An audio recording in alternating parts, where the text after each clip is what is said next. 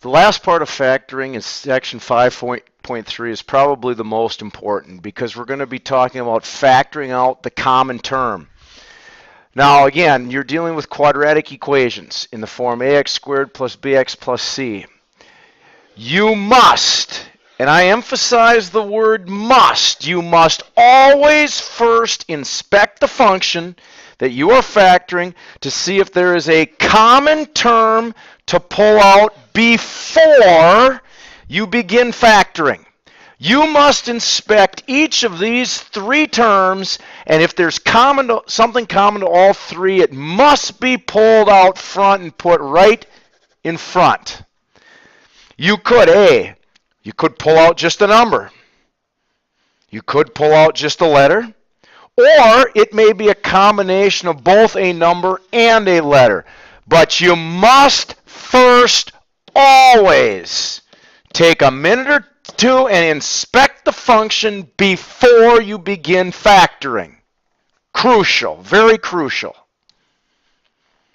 Here's some examples for you. We're going to factor this guy.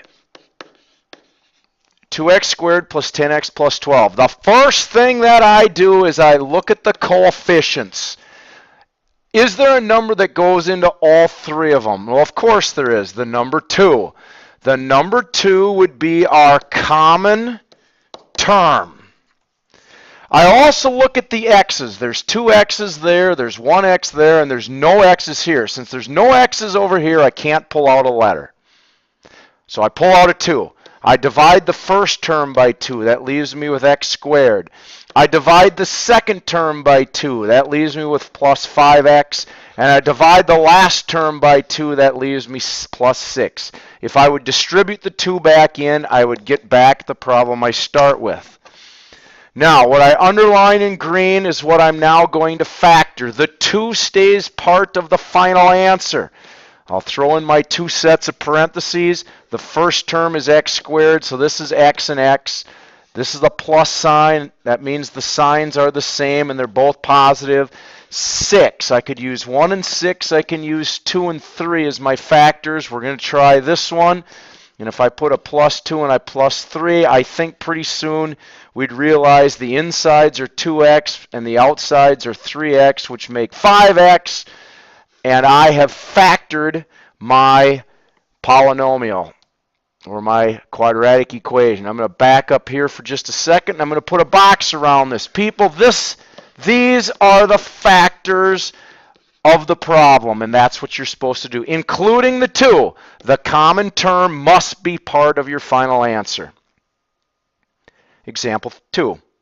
X cubed minus x squared minus 20x. Well, since the lead coefficients are 1, there's no number for me to factor outside. However, I see there's 3 x's there, there's 2 x's there, and there's 1 x there. So that means I can pull out an x. If I divide the first term, x to the third by x, I'm left with x squared. If I divide the second term, x squared by x, I'm left with minus x. And if I divide the last term by x, I'm left with minus 20. Again, the x is my common term. Pull it out front first. Now, what's underlined in red, I'm going to factor. The x is part of my answer. And now I'm going to throw my other 2 factors in. X squared, this would be x and x. Minus means my signs are different.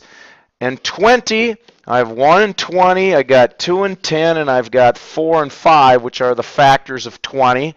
And I'm going to choose 4 and 5, and I think, since you know that this is the minus 1, I think we can assume that this is the minus and this is the plus. And if I test my rainbow, this is 4x, this is negative 5x, which makes negative 1x in the middle. And therefore, I'm going to back up just a hair. Therefore, those are the factors to the problem, including my common factor, my common term, x. Last, 18x to the third minus 57x squared plus 30x. Complex problem to factor unless you factor out the common term first. Now, if I look at those three numbers, you'll pretty soon discover that 3 goes into all three of them. And I look at the letters, I have x cubed, x squared, and x. So therefore I can also pull out an x. And that would be my common term. People, please do this first every time. Make your life easier and make your problems easier. Now, 18x to the third divided by 3x would leave me 6x squared. 57x squared divided by 3x would leave me negative 19x. And positive 30x divided by 3x would leave me a plus 10. So I've got my common term. Now I factor what's underlined. 3x is part of my answer. 6x squared. Ooh, I'm going to try 2x and 3x to make that. It's a positive, which means both signs are the same, and that negative means both signs are negative. That helps me a little bit. And 10. The factors of 10 are 1 and 10 and 2 and 5. So let's try the 2 and the 5 to begin with. I'll plug them in. Well, I got to test the rainbow. This gives me negative 6x.